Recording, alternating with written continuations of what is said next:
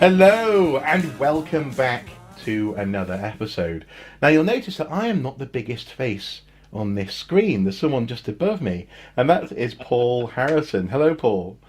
Hey man. Hello, hello. Now Paul is is a friend and a colleague, in fact, and I actually met him in my capacity as an archaeologist. He's also, well, actually, he's an Egyptologist, and I was interviewing him, and it became very quickly quite clear that we both have a love of Batman. I mean, next to your Egyptology stuff, I think I spotted lots of graphic novels, etc. Yeah. There's Yeah. an awful lot of paraphernalia there. Yep. And on an afternoon when I should have been working, I work from home. I do lots of editing at home. We spent a good extra hour or so talking about Batman, and I thought this is interesting. And also, actually, frankly, we both seem to have interesting ideas, but also a love of just geekery in general. And I figured, why not record some of this conversation? Yeah, So, absolutely. So in that case, welcome to what we have termed the Else Realm Diner. This is a movable feast, quite literally, and a little bit like the House of Mystery, I suppose. This diner can just land almost anywhere, and we can talk about almost anything, because, well, frankly, it's our conversation. But we thought we'd sort of experiment and see what comes out of it. So, to kick off our Else Realm Diner Yeah. experience, on today's menu, we have a very simple question. And this question is, how did you come to meet the Dark Knight? How did Batman enter your life? Now, who wants to go first with this? Well, it's your show, so you can set the precedent. I think we'll probably have come to it from roughly the same place, I'm guessing, but I'm Okay. curious to hear how you Okay. came to it. Okay. Well, tell you what, we'll we might try and sort of Batman Begins it. You know, we can sort of chop back and forth in a timeline and see what happens. But Yeah. okay, first of all, I suppose my introduction to Batman was from a place in North Wales growing up where there wasn't much in the way of comics, and in that sense, I didn't really understand that Batman was a comic character. Now, the reason for that is that my first introduction to Batman actually was in the shape of reruns of the TV series, the 1960s TV series. And it was all of the kapow, the wham, the blam, and the slightly homoerotic sort of weirdness going on with actually apparently a very not homoerotic Robin. Apparently he was a bit of a ladies' man. I think my understanding is the actor was anyway. Burt Ward was a player. Yeah, There's no exactly, question. without a doubt it.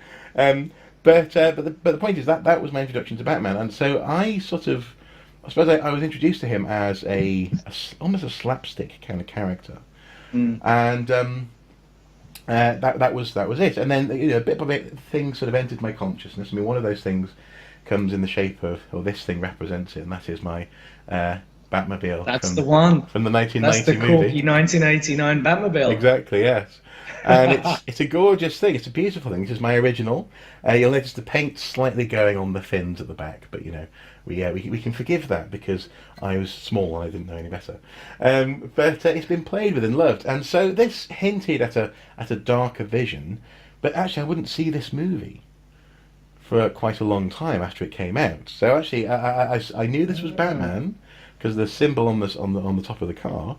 But for me, Batman actually was still Adam West. It was still very camp. So I'll leave it there, and then I can come into my next chapter of Batman after you introduce us to your first chapter. Well, I had a feeling that this would be the case and that we were introduced to Batman the same way. Okay. I, like you, came to Batman through the TV reruns that were running very early in the morning when I was a kid in the 1980s. I'm astonishingly old, so I remember not the first run, but certainly the subsequent runs of the show. Uh-huh. And I used to get up very early as a kid, unlike now, and watch this daily. And the interesting thing about the Batman 60 show, obviously, and this has been studied before, in fact, is that it kind of has this dual reading that adults can see the camp and the fun and the humor and all that side of it, whereas children can still read Batman out of it. This is an action show. This is sometimes life or death if you're young enough to really get into it. It's funny you should say that, because actually I do remember, because now obviously when you look back at it, the whole sort of Batman Batman, Batman. That sort of that really high pitch. No, no, no, no, no, no. It actually was slightly gothic. I remember it feeling a little bit. I was, as you say, I was getting the bat symbol. I was getting the batness of it. I think, which I think Tim Burton and especially Danny Elfman took further in with the movie. Yeah. But yeah, I see what you mean. Yeah, certainly. Yeah, okay, okay. Yeah, so for me, I mean, I didn't realize, certainly when I was very young, that Adam West wasn't playing it straight. I thought this was the real deal. And so there was an interesting tension occurred when I started picking up the comic books. And I did this kind of sporadically at first. I would get bought like a Superpowers annual, which was like the DC Superpowers was the 1980s range of kind of popular superhero figures and cartoons and comic books. So I remember getting an annual with that, actually, which I have, and I stupidly didn't put on my table today, it had an old issue of The Brave and the Bold in it. And that issue had been drawn by Jim Aparo. I think it was one of the old Denny O'Neil ones, but I can't be sure at the moment. It might have been a Wolfman or something. But anyway, it had Batman and Hawkman, and they were on the hunt for the missing sarcophagus of the Egyptian god Horus. So there's my entire adult life encapsulated in one comic book. And of course, I like the Hawkman Horus connection there. That's quite a good connection to make. Yeah, okay, okay. And so, is this actually where your Egyptology and your Batman love came from? Yeah, and that's for me, and I'll jump off on this point as well. But that for me was the moment where Batman stopped just being the retrospectively campy TV show and started being something where there was this man and he was dressed up in a very peculiar way and he had trained all his life, and this is the first time I'd realized this guy had trained all his life to be this kind of manhunter, and that's where it really grabbed me. Yeah. That comic book, that panel. Okay. I remember it. Okay, interesting. And that's actually, it's funny you should say that because that's actually where I come back in that sense, because it was the realization of I suppose Bruce being on a quest that was the next, I suppose, iteration of Batman for me. And that really came in the shape of, I think, a story that I've talked about in a previous video on this channel, but it came in the shape of Batman Year 2. Now, the funny thing is that I've only, it's only as you get older that you start to think, as you say, a little bit like with the TV series, you start to think, oh, no, I shouldn't like that. The classic is Year 1, or the classic is The Long Halloween, or whatever. Dark Knight Returns, which is an Elseworld story as well. That's the thing. The other day, someone was saying, "Oh, Batman's totally kicked Superman's ass." I'm like, "No, not in canon." Like he hasn't in canon, as far as I'm aware, anyway. Because the famous, that famous story, Frank Miller, is not canon. Anyway, but so yeah, I learned over the years that this was a bit of a faux pas, really. That this was a bit of a misstep, according to some people, in terms of Batman, and very good. Nice. First issue of that. Nice. Sorry, I couldn't help myself. No, I don't blame you. But I absolutely love it, and I loved it because, well, first of all, I suppose I should just explain. First of all, I'd seen it in a friend's house. I didn't come across this in a shop. I didn't come across this as a present or whatever, and it wasn't given to me. Well, it was eventually, because I was so obsessed with this at my friend's house that my friend, a couple of weeks later, just gave it me. He said it was in a little parcel on my table at school. And I very quickly rushed to write my then address and a little back symbol in the front. My best handwriting at the time. We'd moved. I bet you'd never do that now, though, would you? Oh God, no, of course not. No, absolutely not. Yeah, I was like half a step away from saying hands off. But we'd moved at that point briefly to Cheshire, and I think the reason why it was so clear that I was obsessed with it is essentially I didn't talk to him. We were around for basically he'd invited me to his house for a visit, to sort of play and have tea or whatever, and I didn't talk to him once. I just spent my time looking at this book, and it was the artwork that got me. It was the fact that, for example, the opening of the story has this amazing reveal of Batman in like a criminal's den. Literally, a torch shines on Batman's chest, and then out of the darkness, all hell breaks loose. Batman he's invincible, he's scary, and then it ends on him swooping off into the night. And that was the beginning of the story. Was these guys sort of going, oh, Batman, it's the urban legend. It was the scariness of him, and that was the type of Batman that I had never seen before. Going from Adam West to that is quite hardcore. Yeah. And then you get to see the fact that Bruce is on a crusade, that he has trained in his second year. He's very vulnerable. He gets bloodied up by the Reaper, as was.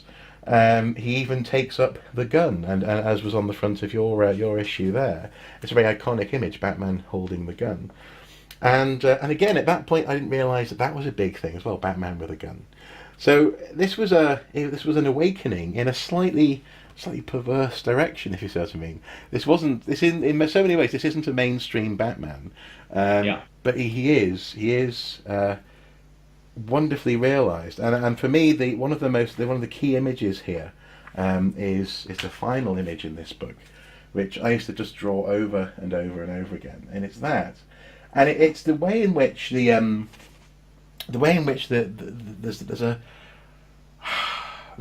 an excessive amount of shape in his cape. It's the sort of the unreal quality of Batman.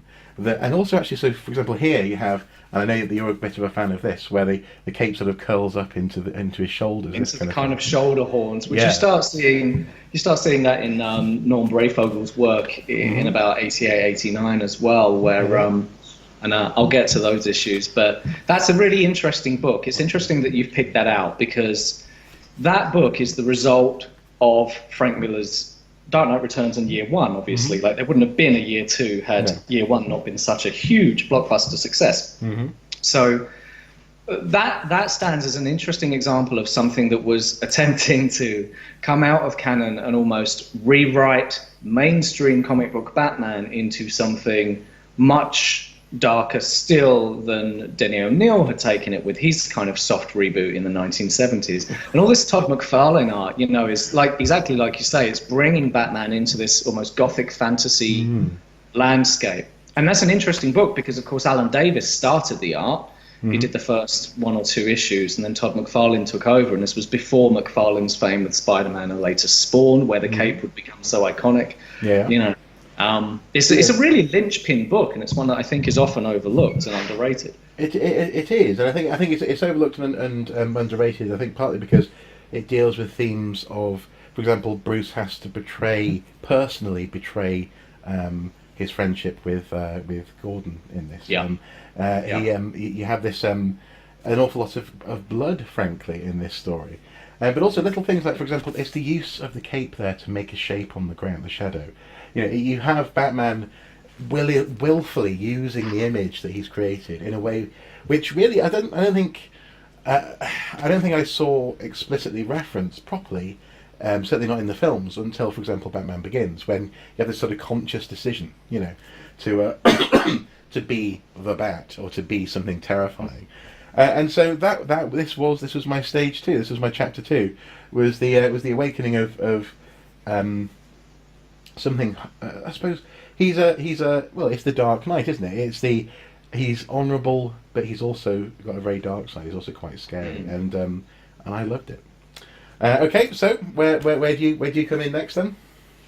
I think after that initial kind of realigning of my perception of Batman, that's when the 1988-89 Batmania started to ramp up. And depending on how old you were at the time, it might affect, as anyone viewing this, for instance, might affect their memory of what that era was like, if they were even around in that era. But it's hard to explain the cultural magnitude and excitement of the Batmania surrounding the Tim Burton film if you didn't see it firsthand. It was bizarrely huge, phenomenally huge.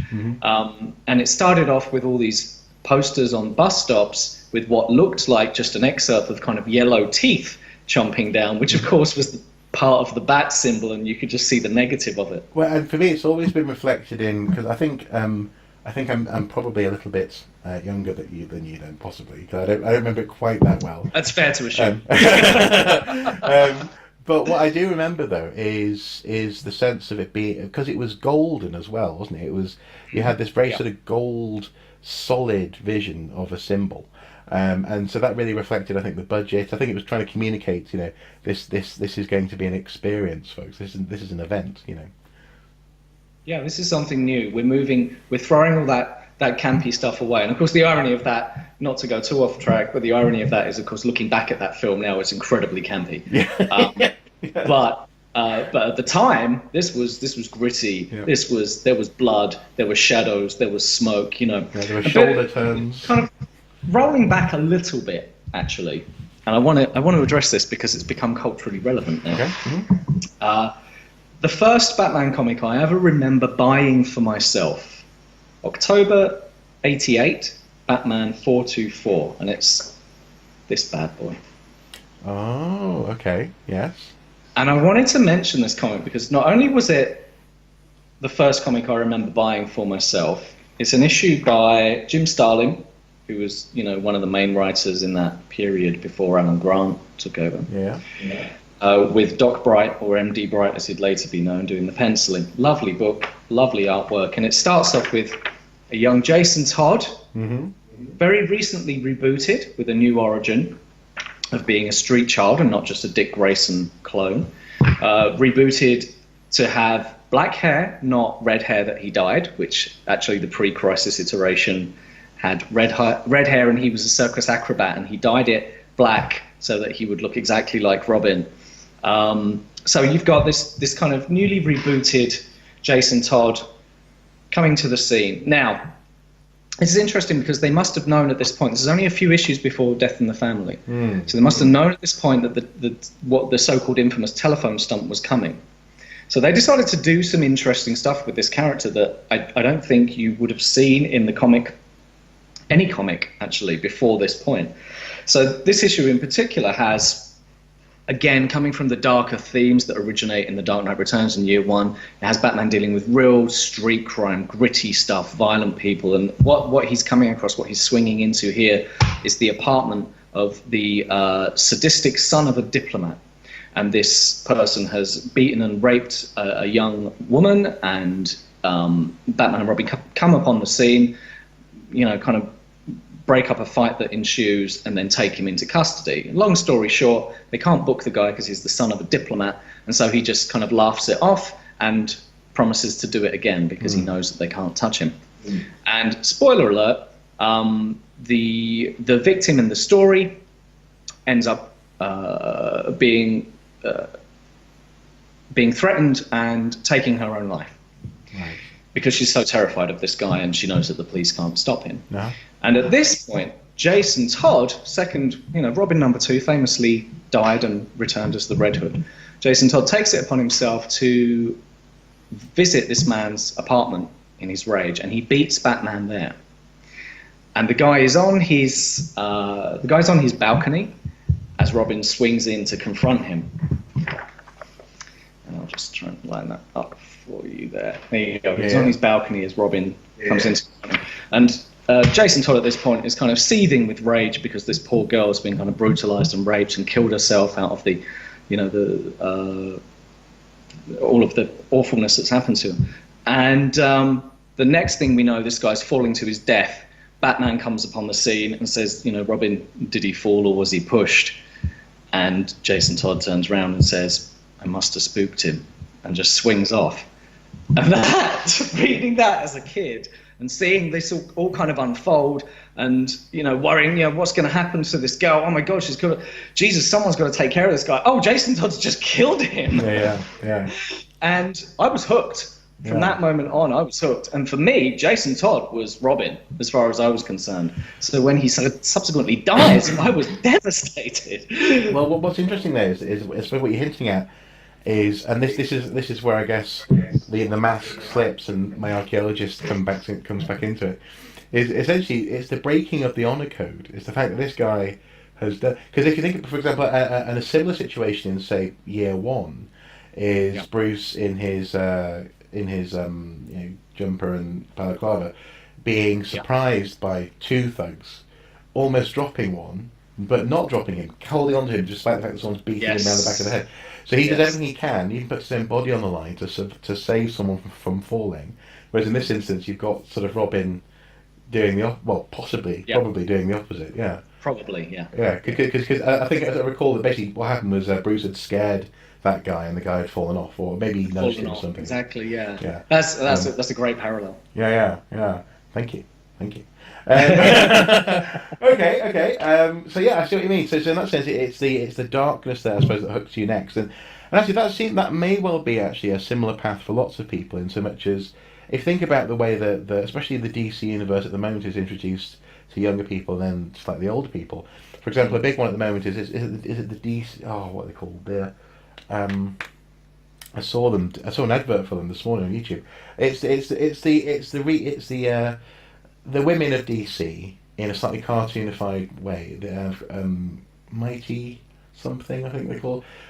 And but you have everyone. You have Wonder Woman. You have Catwoman. You even have, for example, Ivy and Harley Quinn, all on the same team in a slightly squishy, slightly saccharine way.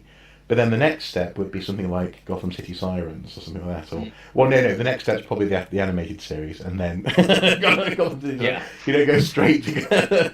But no, but it's interesting. That seems to be maybe that's always been the game plan with DC, is to have Batman, as you were saying at the beginning, approachable on multiple levels in that sense.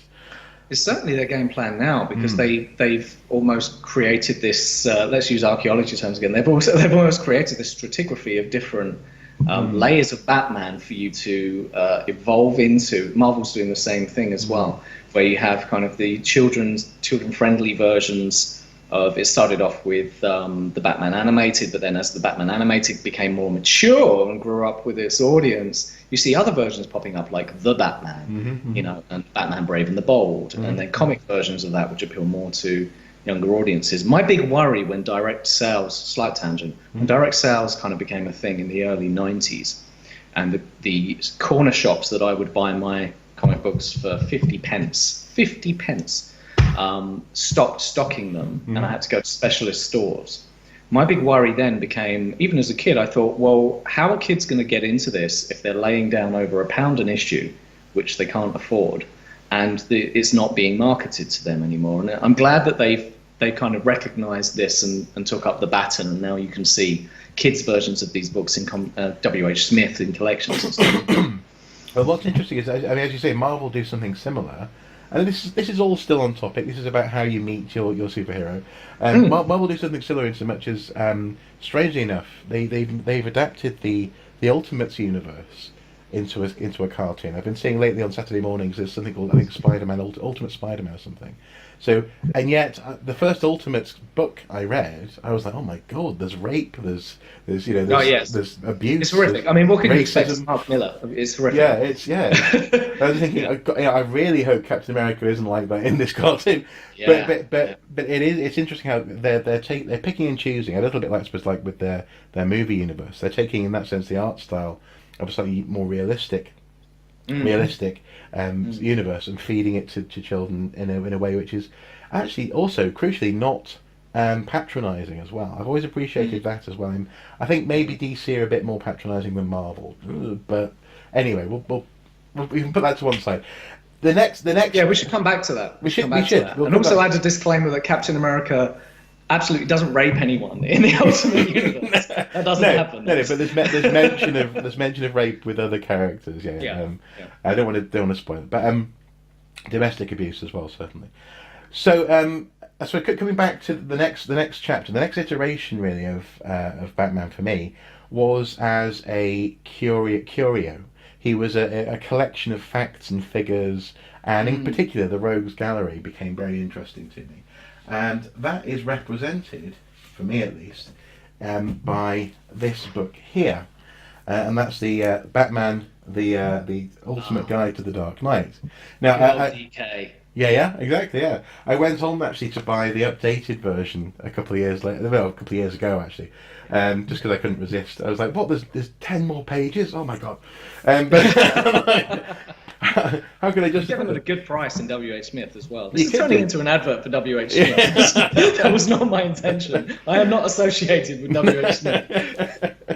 um, yeah, indeed, it's Harrison, not Smith. But the what was it? So my wife doesn't entirely understand why I had to get this one, but but she understands most of my obsessions. But anyway, the point is that I came across this book, and this book I still have the dust jacket upstairs. It's nice and safe. But I was again, it was one of those things where I just became obsessed with what was in it, and all the different sort of explorations of themes. For example, the look of Batman, how it is that Batman chose his origin, his I suppose outward appearance following his origins, the tech of Batman, the idea of there being a highly sort of technological background to the suit. The idea that that even, for example, the silly things on the suit, like the yellow and black, is actually a target. That's reinforced. So if someone shoots the natural target on his chest, then he's more likely to survive. It explored the Batmobiles. It explored Gotham Police Department. It gave real world explanations for example, the grapnels and this kind of thing. So, for example, apparently there's a liquid chamber inside that gun that becomes a string upon exposure to the air, and I appreciated that. I really, and this was sort of, I suppose, this is where maybe it was appealing to another part of my brain, the same part of my brain that might be if I was a stamp collector, this kind of thing. I became really interested in the nuances of the story and of I suppose things like, for example, the layout of the Batcave. I really wanted to try and understand it. Now the problem is that obviously the Batcave exists as an imaginary space. You can't quantify the Batcave, but I wanted to, and I've always wanted to. And often, for example, with things like computer games, I want to sort of map them out. Especially as a kid, I wanted to. And so this really appealed to me. And then when you get to the Rogues Gallery, where every villain is given a backstory, you're told basically the main story arcs in the relationship between Batman and that villain. You also have some very appealing pictures of Ivy, I have to say, which as a young boy I did appreciate. And even as an old one. Even as an old boy, I do appreciate, yes. An old boy. Yeah, no. That's why I had to get this book. No, but the point is that this became my Batman. Actually, I wasn't yet into more stories or into the comics or anything like that. Every now and then I would see a comic, but the comics, again, where I grew up and when I grew up, the comics were very limited. You'd only get one issue, and it would be like listening to half a conversation, and so it became actually quite distracting to get the old comic here and there.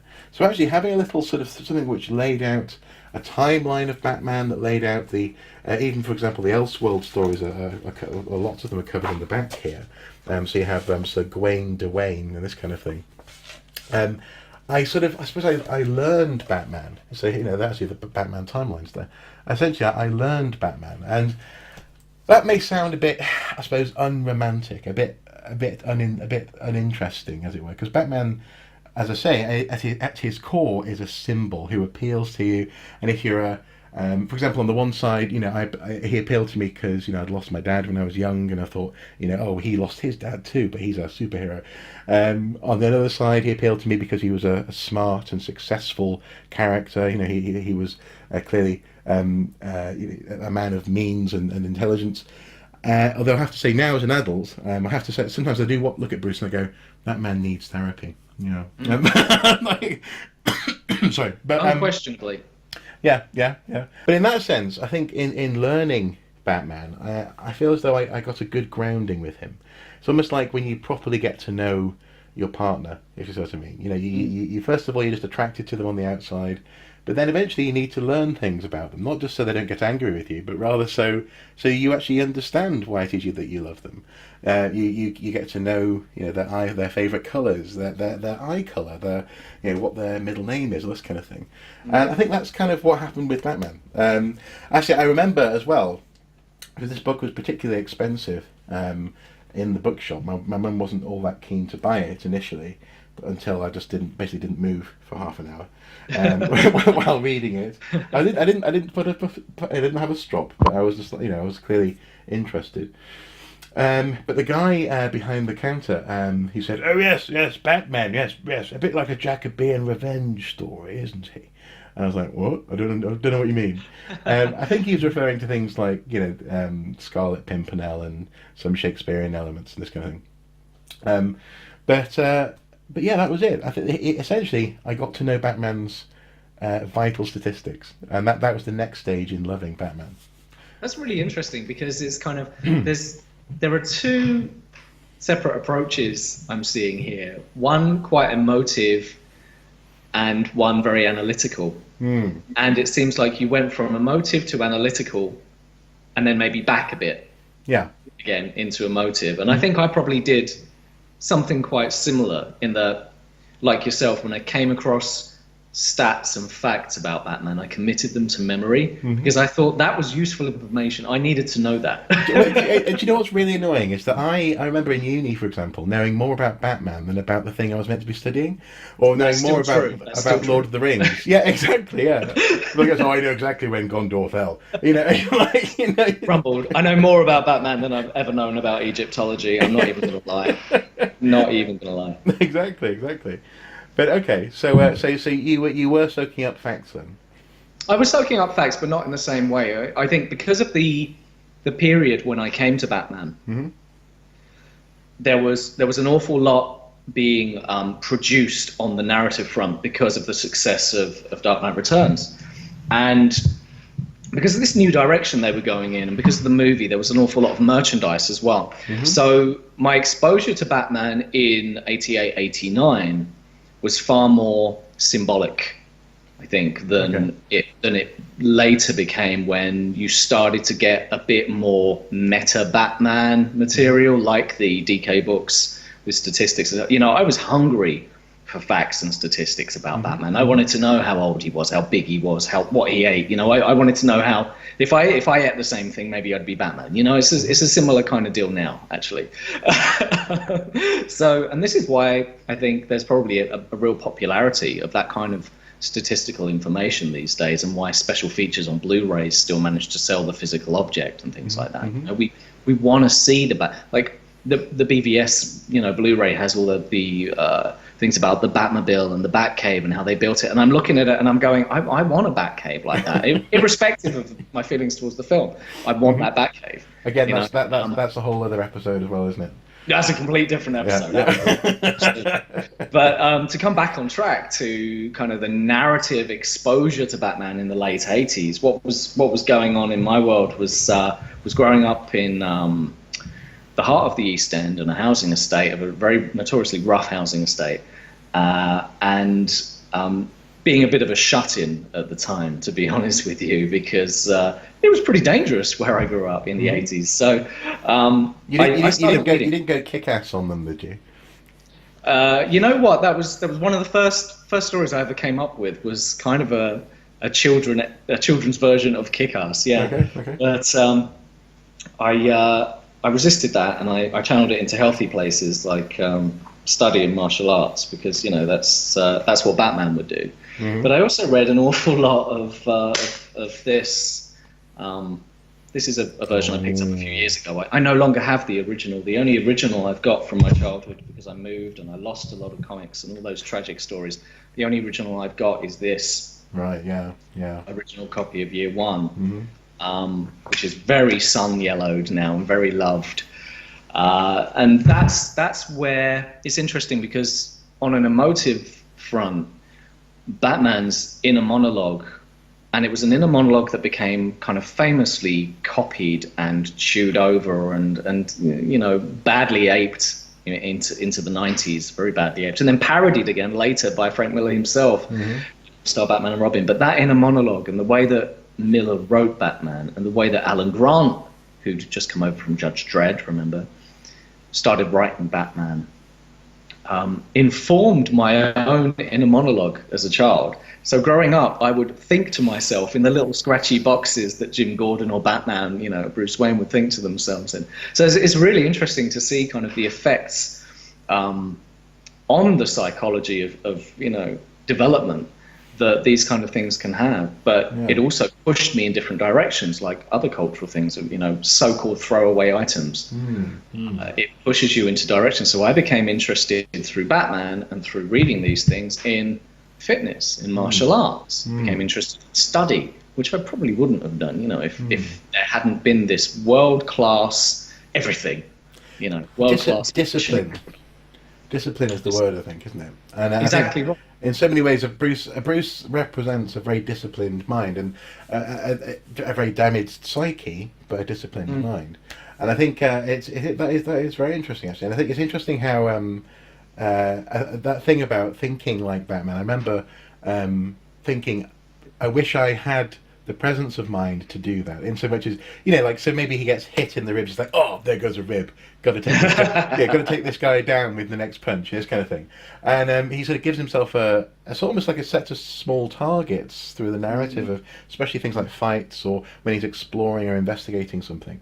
You do have this sort of this structured mind being presented to you, and that's very interesting. So for me, I suppose it was the facts and stats of his world, whereas it seems you were drawn to sort of the presentation of the man. Yeah. I wanted to get inside that head. Yeah. I really wanted to get inside that head. Yeah. And that became later useful as a writer. Mm-hmm. And when I got into performance myself as well. Okay. Really useful. Yeah. So is this when you're, doing your jaunting through London on high wires and things like that?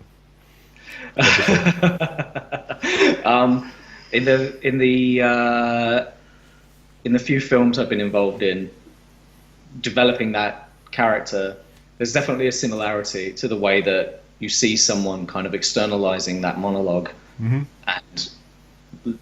you then internalizing those monologues into your own and developing your own. When you're developing character, and I think when you're writing as well, when you write narrative fiction or you start developing characters of your own, having that kind of window into consciousness actually was very game-changing, because it took something from film noir, essentially, which was that kind of, sort of gumshoe thing, yeah. Exactly, that hard-boiled kind of self-talk, brought it into, and I don't know, I mean, you might be able to correct me on this one, I'm not sure that I'd seen narrative used, thought bubbles used that way. There were thought bubbles, certainly, but I'd not seen that kind of hard-boiled language used in those kind of abstract box texts before Miller and before his work probably on Daredevil. I know what you mean. Yeah, certainly. I mean, because it's definitely present in Daredevil, and it's also, I suppose, what's interesting though is it's hard-nosed and it's giving you again, it's that sort of structured way of thinking. But crucially, it's not it's taken a step away from the gumshoe line, because there's no sort of like, this broad knew she was good looking and she was using her feminine wild. There's no sort of you still don't fully know what he's thinking. You still don't fully understand necessarily what his emotions are about something. What you're given is, so maybe it's just it's the mind that he falls into. It's a cause and effect. It's the zero sum game analysis. It's a case of understanding. It's a chess game. You're getting into his mind as a chess player almost, I guess. Whereas I suppose with the gumshoe, you get into the sort of the slightly drink-sozzled kind of observations, don't you? But that's not something that you get with. But I see what you mean. It's with Daredevil, and then there's a good thread there, certainly. Because a lot of the box text that preceded that was quite poetic, romantic, descriptive. All very narrative. Cheesy. Quite a lot of it was very cheesy. Yeah. You see it on Batman, and you see it on Moon Knight, and you see it, Doug Moench stuff, early stuff. Like, they're talking about the city breeze and the twinkling of the lights like stars and all that kind of stuff. It was very verbose. A lot of the description. This is. We will come back onto exact topic in just a moment. And yet, so some of that stuff is wonderfully played within, for example, Sin City. Again, you've got Frank Miller mucking about with that, haven't you? Yeah. So talking about the idea of this city as a person who could love you or hate you or could. Yeah. So clearly he has an obsession with the gumshoe. And that definitely came out in Batman. And I suppose my next step in being introduced to Batman, I suppose my final, yeah, if I'm just talking about introduction and not my full relationship with him. Sure. Again, we can come back to this. My next step really came in the shape of the Nightfall story. I was in Chester, the nearest sort of large city to where I grew up, and came across this in a bookshop. And it's not. I now know that there's a full, proper, chunky, less abridged version. But I think the funny thing is, I've tried looking at it in Waterstones, and this is still my version of the story. I hate to say, but it's the story of, and again a little bit like with the broader sort of universe book that I looked at before.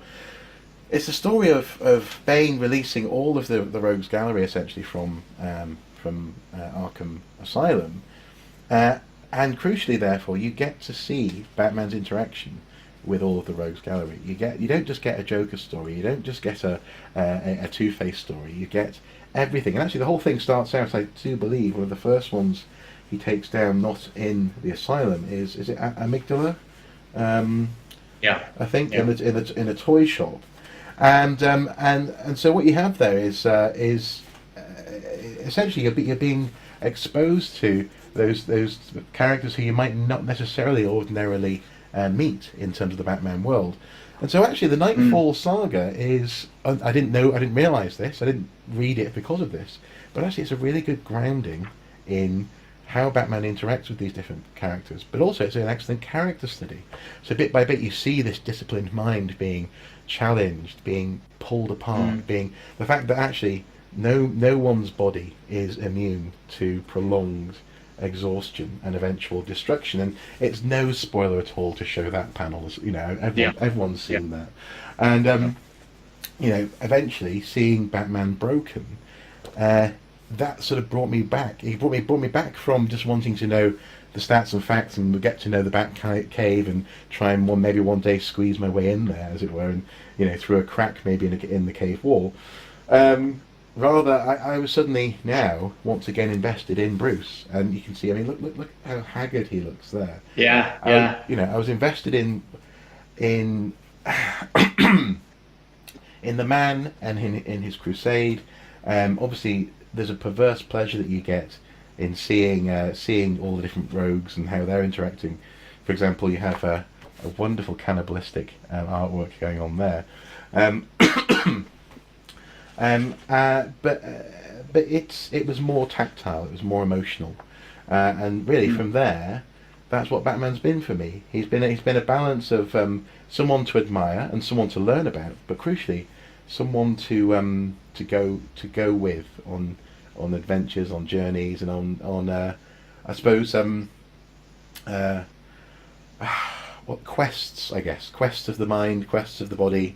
And then, I mean, also look at this. This is beautiful. I mean, I love that. So Batman's basically gone a step too far with Zaz, and I love the green of the lens in his eyes, the sort of night vision he's got, and then so he's really dark, and then there, he's realizing, oh shit, I've gone too far. You know, I've beaten Zaz to within an inch of his life. A vulnerable Batman, and a Batman who came very close to death.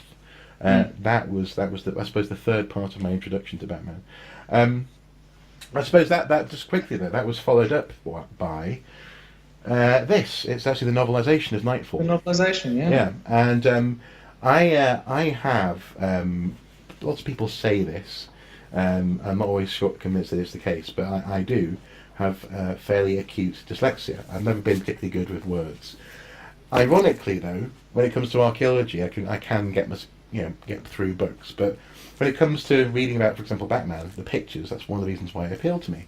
But because I'd read the graphic novel, this was much easier to read, and so actually, it brought me into reading novels for pleasure as well. I still don't read everything for pleasure. You know, I still much prefer a graphic novel to a book, but this was a gateway into books, and so actually, it's your gateway drug. Exactly. It's your book gateway drug. And so Batman brought me in. At the time, this was the thickest book I'd ever read, and so I'll always be actually in that sense grateful to Batman for that, and also finally actually the fact that actually This book has the third part of the story, his recovery, whereas the first two volumes, which were the only two volumes I could find, didn't have. I had to get the third volume later on.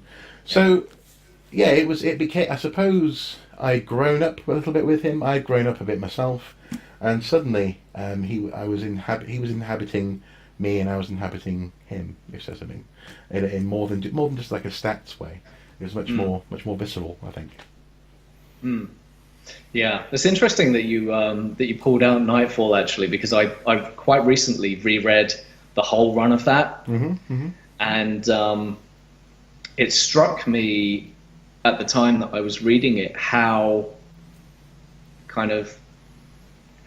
obsessed, I suppose, how far Batman had gone into himself and his mind and his self-questioning and doubting and all of these things, and conversely how far the writers had tried to take that line of Batman's darkness and mortality and negativity and cynicism and all of these things, and used the very things that had elevated Batman into stratospheric kind of popularity at the tail end of the 80s and the early 90s, where comics were selling in their millions again, which had been unheard of for decades, and then taken it to literally its breaking point for both the book and the character, where sales had started slipping in the book, sales had started slipping on Superman. Image Comics as an external thing, and this is a bit of a tangent, but had come along and kind of changed the comics industry fundamentally at the time, it felt. And the Marvel and DC and the big comics companies were looking at their lines going, how do we respond to this? And it's interesting that there seemed to be a strategy, and I was taken along for the ride to an extent, but then it kind of, because of the period when those books were released, I'd started to move on to nightclubs and alcohol and women and all of those wonderful things that you discover in your teen years, So I kind of followed Batman being broken, and I followed vaguely, and I followed John Paul Valley taking over as this kind of 90s version of hardcore Batman. But there wasn't a close emotional engagement for me at that time with the character. I'd already started to move away from it into other things, and it would be years before I came back again into the fold and rediscovered the wonder of Batman. So that was really the point being, that was the tail end of my initial Bat romance, so to speak. And we'd gone through, Alan Grant and Norm Brayfogle, the amazing creative team that had taken me through so many years of excellent Batman stories.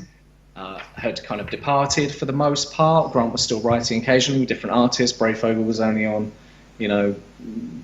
every so often he'd show up on an issue, but for the most part he'd gone. And for me, that experiential thing had passed. My Batman, so to speak, of Miller, of Starlin, of Alan Grant, had started to dissipate and turn into something new. The 90s Batman, the darker Batman, and what would eventually become, quote unquote, a-hole Batman, who was just rude. He was just rude. He wasn't, he wasn't anything to aspire to. No, and that's when my interest in the character started to wane. So that's an interesting kind of point for us to reach in our introduction to the love of Batman, and what your third stage of love of Batman was actually the vehicle that started to bring me away from the character. Okay. Well, it's interesting because I mean, not that long after getting into Nightfall, I mean, I became more and more focused on my education, especially. So I was going into GCSEs, I was doing A-levels, then, as you say, there's girls and all sorts of other complications going on. Being in a band, all that kind of thing. The band, yeah. We're going to make it. But so all that sort of stuff was going on, and then actually, I think I've talked about this in the previous video. For example, in university, I didn't have time for Batman. I would reread Nightfall every now and then, and I would dip in and out of, for example, when Batman Begins came out, I really wanted to go and see it, and had a wonderful experience seeing a post Batman and Robin realization, a rebirth on screen. But yeah, I think yeah, actually, yeah. Similarly, so there was a time when I simply couldn't be with Batman. He was too intense for me. It's true. He did get too intense. It became much easier to hang out with Nightwing Yeah, yeah, than Batman. yeah, Certainly in the mid to late 90s, yeah, Nightwing was kind of the cool big brother, yeah. the guy that you could aspire. Certainly, he was the right age range for me to go. Oh, maybe this is the new guy. Hmm. This is someone I can relate to a little bit more. He's striking out on his own. Yeah. He's kind of He's starting not. his career. Yeah, he's not. He's Yeah, not quite so. he You know, wasn't an a-hole. it wasn't that. Yeah, and he also wasn't. I mean, for example, just electrocuting people and. Yeah, Yeah, yeah, yeah. Okay, and actually, it's interesting because for me, actually, for my equivalent there was Spider-Man. Actually, Spider-Man right. was my sort of. Oh, I can. He can. He's less intense. He's a bit more relaxed. The stories are a bit more. Dip in, dip out. Hmm. It's not Hmm. quite so intense, and that's interesting. And so I suppose this might be an interesting place to bring this particular episode to a close. In so much as I wonder how if this is a similar path that other people have been on. I mean, Mm. so other people, please do feel free to comment below, because I think you're right. I think perhaps maybe more than us, more than lots of people might get to that point in their life where Batman is just too intense. He's like that. Yeah, that person. He just it's like hanging around with Byron or something. You're just like It's a funny thing. Yeah, it's a funny thing because Batman, he's eternally this kind of strict paternal figure. hmm, And when you're a child, you look up to him and you want to emulate him and grow into the person he's going to, you want to try and be that person when you grow up. hmm, hmm, And you reach those rebellious kind of teen years and you get interested in other things that Batman, importantly, would not approve of. no. And you distance yourself from Batman because Batman would not approve. Yeah, because Batman doesn't drink. Batman avoids relationships. Yeah. Batman doesn't like being in a band. He doesn't He like doesn't fun. party. He's No. not in the band. He's not. He's not out with. He stays out all night for very different reasons. Yeah, yeah, yeah, yeah. And it wasn't until I think a more holistic vision of Batman started to emerge in the early 2000s that we find probably a lot of people more drawn to the character and the character's popularity starting to increase more steadily again to wider audiences, not just angry young teenage boys, but like a whole range of people from different backgrounds and different genders, and all, Yeah. Batman started to embody something bigger, and that's an interesting thing to get into, I think, in the next Yeah. episode, maybe what Batman started to symbolize later. I think so. I mean, I mean, perhaps not the immediate next episode, but at some point in the future. Well, yeah, a certainly. later episode. A later sure. episode, yeah. In so much as that. Hey, it's your party, man. I'm just Well, here to make you look good. I don't fully control where the diner lands, but yeah, interesting. It's this has been a good conversation. Thank you so much for your for sharing. It's been absolutely my pleasure. I will talk with you about Batman all the damn day long. Yeah. Wonderful. Okay. Well, again, thank you. Are you off now to pump some iron to get those bat abs? Bat abs. It's deadlift day. It's bat legs. Oh, bat legs. Okay. Never Bat fun. legs. Yeah, never Excellent. fun. Excellent. Also, I like your Wolverine in the background as well. Thanks. Yeah, he's my power. He's one of my other power animals. Yeah. It's important to have totems in your life. Yeah. And, Well, actually, it's funny you should say that because actually I think that was a word which came to me before. Was this idea of Batman as being totemistic in that sense? Definitely.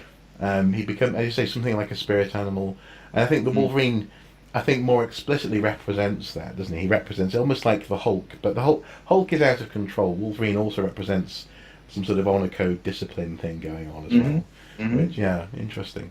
But anyway, that's we shouldn't. That's another No, we episode. can't go into that territory yet. That's another episode. Then we get to talk about Darkclaw and the Amalgam universe and how Batman and Wolverine as one character is awesome and awful at the same time. Oh, speaking of which, have you seen? There is a YouTube's video, where I think it's Man at Arms. They're these guys who make fictional weapons in the real world. Yes. They make Batman Wolverine claws. Batman Wolverine claws. Yeah. So basically, it's a gauntlet where you have the three blades, but the blades are almost like Christian Bale batarangs. So it's like it's brutal. I'll send you the link. What are you doing? Why are you telling me these things? They're This is terrible. These walls need trophies. I shall send you a link. Anyway, hopefully you guys at home have enjoyed this. Please do comment below if you have a topic you'd like us maybe to touch on. But I suppose for now we're just going to enjoy where the diner takes us. So yeah, as ever, until next time, do take care. Bye bye.